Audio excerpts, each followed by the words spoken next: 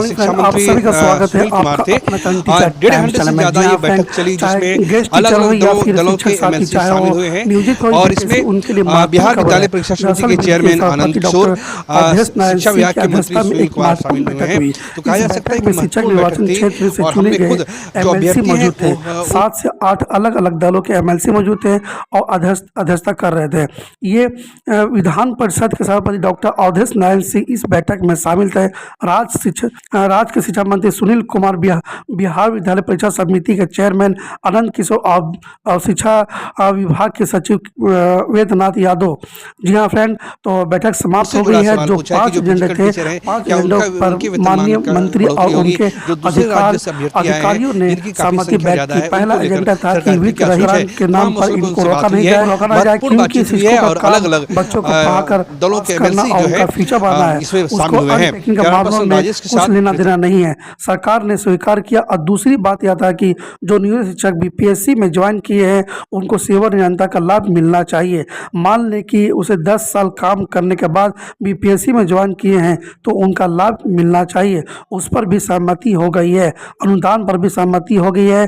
Project कन्या विद्यालय में कुछ स्कूल और अन्य टीचर बचे हुए थे, उस पर भी सहमति हो गई है। इसी तरह 5 एजेंडों पर जो है सारे पर सहमति हो गई है। 1 महीने का टाइमलाइन जो है शिक्षा मंत्री ने लिया गया है। कुछ मुद्दे थे जिस पे माननीय पार्षदों ने अपनी बातों को रखा। जो अनुदानित विद्यालय हैं या फिर कुछ क्लार्क्स की ट्रांसफ़र पोस्टिंग की बात है या कहीं कहीं वेतन विसंगति की बात है, अर्हताओं की बात है, तो सामान्य रूप से चर्चाएं हुई और हम लोग उस पर अलग से विभागीय बैठक करके इन सभी विषयों को पर गौर करेंगे और जो उचित निर्णय होगा हम लोग लेंगे।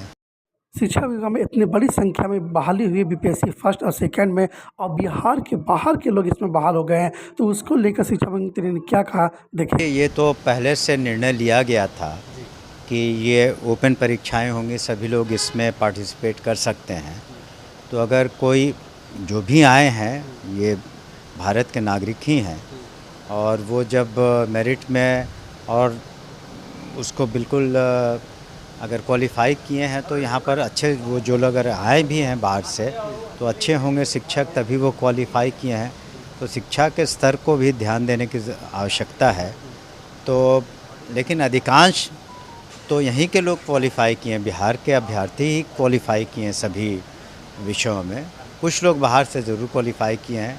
तो ओपन परीक्षा थी तो इसलिए अन्य राज्यों के, खास करके अगल बगल के राज्यों के अभ्यर्थी भी क्वालिफाई किए हैं। में कई मुद्दों को उठाए, जैसे हमारे बीच कई अतिथि शिक्षक थे, लाखों बहालियाँ हो रही, तो हम लोगों ने सरकार से कहा कि भाई लाखों बहालियाँ हो रही तो हमारे जो बीच अतिथि शिक्षक थे जो लंबे समय से पढ़ाते आ रहे हैं और 11 महीना के कॉन्ट्रैक्ट के लिए उनकी बहाली हुई थी। बाद में क्या हुआ कि उनको एक्सटेंड कर दिया गया क्योंकि हमारे पास शिक्षक ही नहीं थे, वही हमारे पास ऑप्शन थे।